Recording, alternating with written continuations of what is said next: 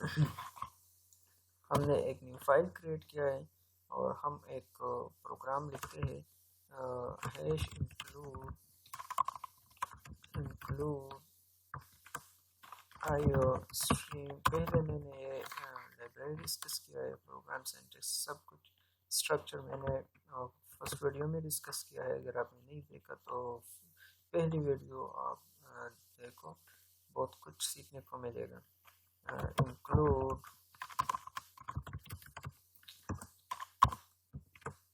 conio package using name space int name। अच्छा, variable variable हमारे पास C++ में इस चीज़ की काम करता है। अगर हम अपना डेटा स्टोर करना चाहते हैं अपने रैम में, तो इसके लिए C++ में डेवलपर ने प्रिमिटिव डेटा टाइप हमें दिया है कि पहले आप वेरिएबल को यूज़ करें, पहले वेरिएबल डिक्लेयर करें, उसमें अपना डेटा डाल दें। वेरिएबल एज अ कंटेनर हमारे साथ काम करता है प्रोग्रामिंग में, कि अगर हम अपना डेटा स्टोर करवाना चाहते हैं तो हम इनके लिए वेरिएबल डिक्लेयर करते हैं। वेरिएबल तकरीबन 5 किस्म के होते हैं। वेरिएबल हमारे पास प्रिमिटिव वेरिएबल होते हैं जो कि पहले डिफाइन हुआ है।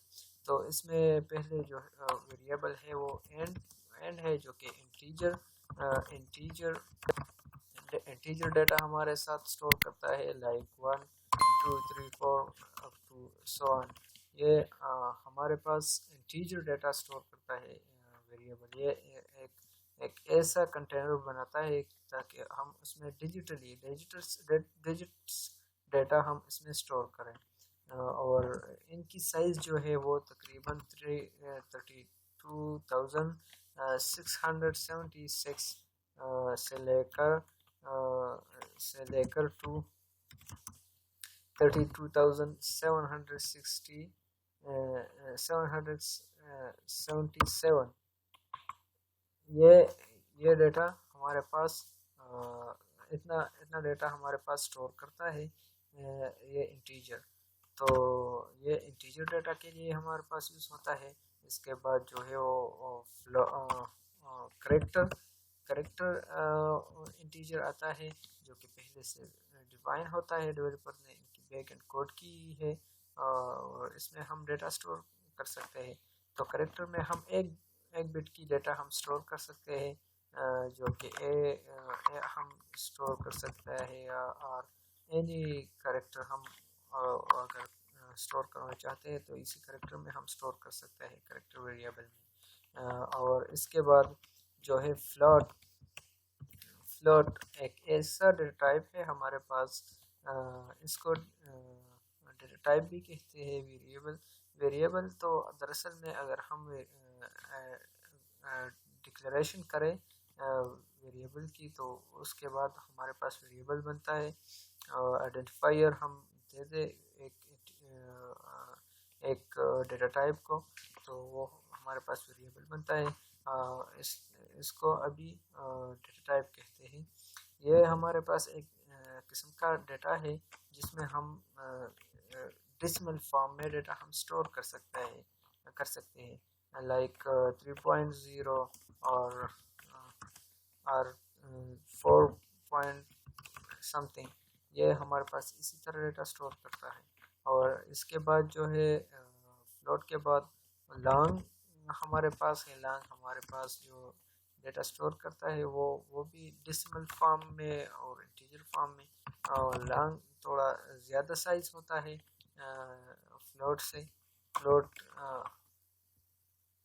फ्लोट से थोड़ा साइज इसकी ज़्यादा होता है, तो ज़्यादा साइज का डेटा हमारे पास स्टोर होता है डेसिमल फॉर्म में। और इसके बाद जो है डबल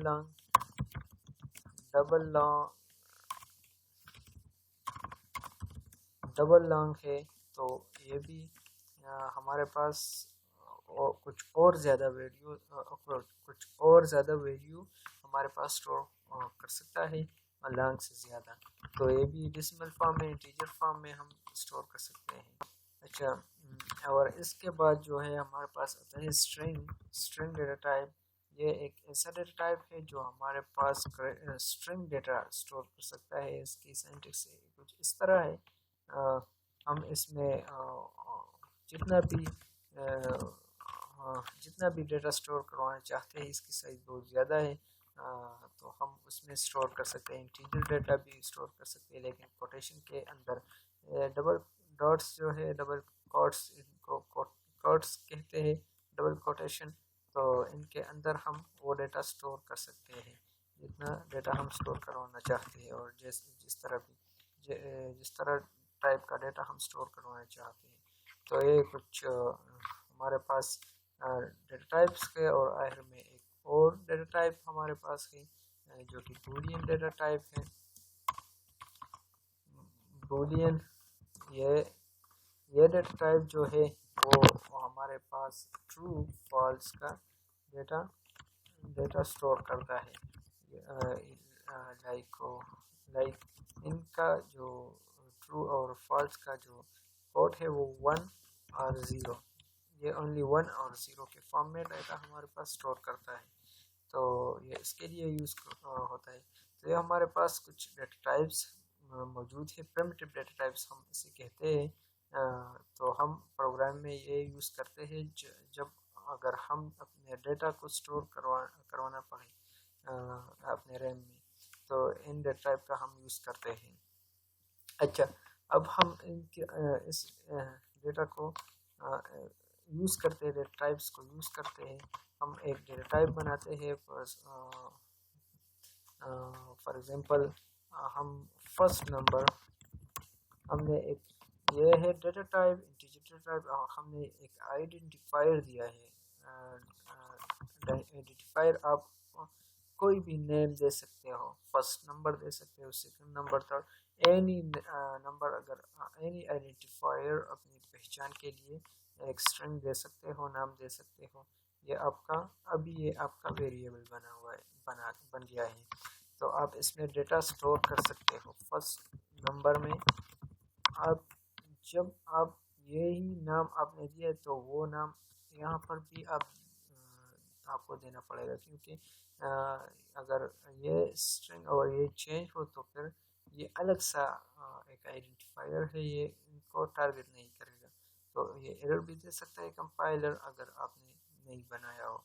तो हम इसमें डेटा स्टोर कर सकते हैं। फर्स्ट नंबर हमने 1 सेव किया, और सी आउट हम करते हैं कि फर्स्ट करें हमारे पास फर्स्ट नंबर में कौन सा डेटा है। तो हमने सी आउट किया, और ये मेथड जो है, ये फंक्शन जो है, हमसे एक इंटीजर रिटर्न मांगता है।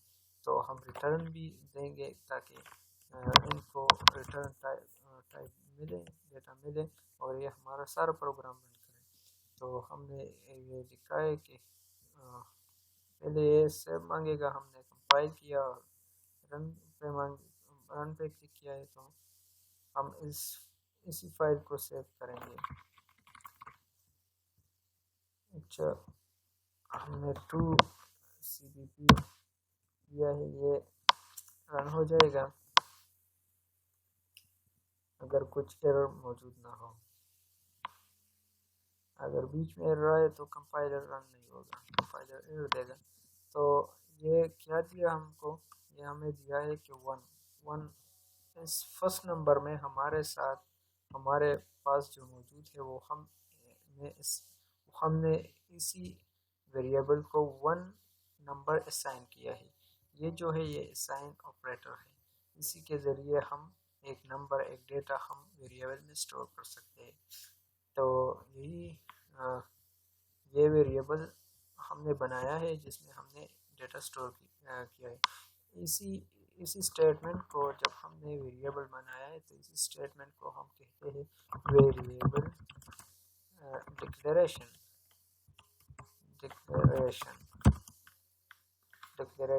और जो दूसरा स्टेटमेंट है, हमने वेरिएबल तो डिक्लेयर किया है, लेकिन कुछ वैल्यू साइन नहीं किया है।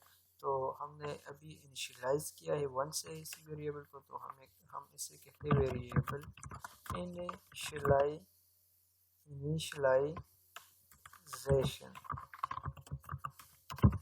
इनिशियलाइजेशन। तो हमने इनिशियलाइज किया है डेटा, और पहले डिक्लेयर किया, फिर इनिशियलाइज किया, और फिर आउटपुट अपने कंफर्मेशन के लिए सी आउट किया, ताकि हम को पता चल सके कि इसमें कौन सा डेटा है। अगर हम इसमें स्ट्रिंग डेटा हम ये स्टोर करें, चाहे हम रिमूव करते,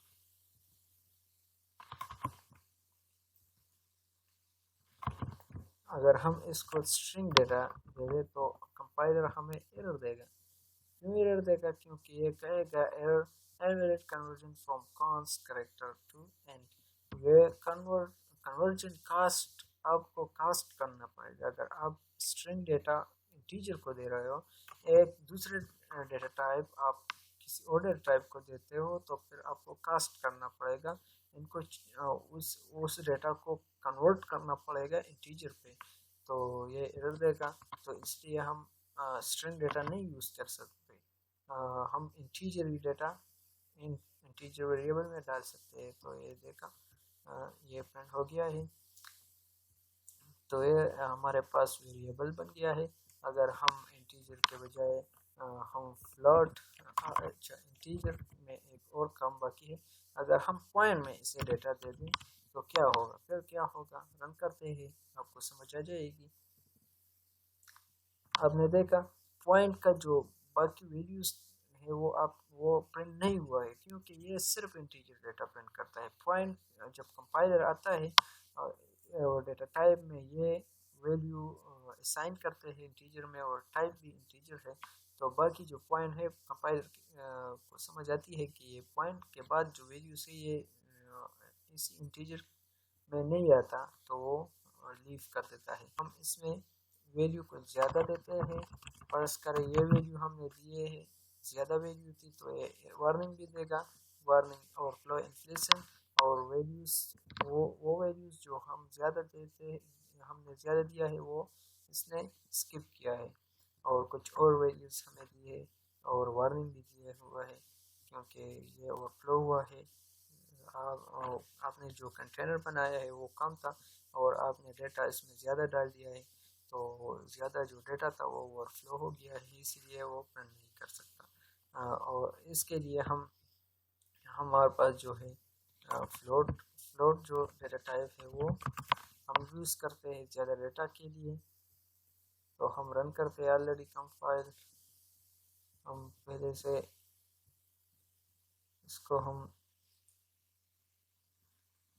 अच्छा हमारे पास ये जो ज़्यादा डेटा था वो उसने इस डेटा को साइंटिफिक नोटेशन के ज़रिए चेंज किया है, पॉइंट को ले आया है, वो कुछ हेक्साडेसिमल फॉर्म में वो डेटा उन्होंने शो किया है। तो ये रहा फ्लोट की वैल्यूज़ जो हमने दिया है। अगर हम डेटा टाइप को चेंज करें करेक्टर में, तो ये फिर एक ही करेक्टर स्टोर करेगा, करेक्टर ये होगा इसकी हम ए स्टोर कर सकते हैं, वो प्रिंट करेगा,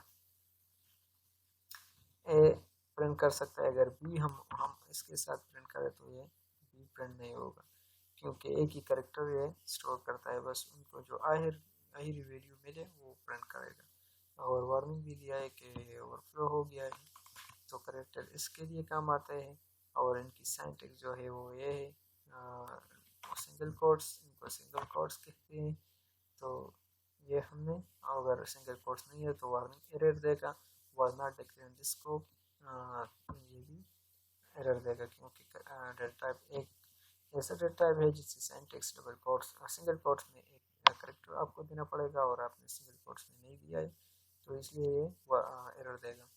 अगर हम लॉन्ग, डबल, ये बहुत सारे डेटा टाइप से हम बाद में यूज़ करेंगे, जब प्रोग्राम में धीरे धीरे आए तो हम उसको यूज़ करेंगे। अच्छा, इसके बाद आते हैं हम कमेंट की तरफ। कमेंट एक ऐसा मेथड है प्रोग्रामिंग की जो डेवलपर ज़्यादा यूज़ करते हैं। डेवलपर कमेंट्स को ज़्यादा यूज़ करते हैं, किस लिए? इसलिए ताकि उनको बाद में अगर उनकी कोड को वो अपना कोड देके और उनको पहचाने कि हमने क्या किया है, क्योंकि बाद में वो 2-3 महीने बाद अगर अपना कोड चेक करें तो उनको वो अपने कोड को पहचान सके, ताकि उनको याद आए कि ये कोड मैंने किस लिए लिखा था। अगर वो नहीं कुछ दूसरा डेवलपर उसकी कोड को यूज़ करे तो उनको भी समझ में आए कि उन्होंने ये कोड किस लिए लिखा था। कमेंट सिंगल लाइन कमेंट भी होता है, दो किस्म के, सिंगल लाइन और multi line comment. Single line comment ये है कि मैंने एक डेटा टाइप बनाया है तो मैं उनको एक कमेंट देता हूँ। कमेंट वो ये है कि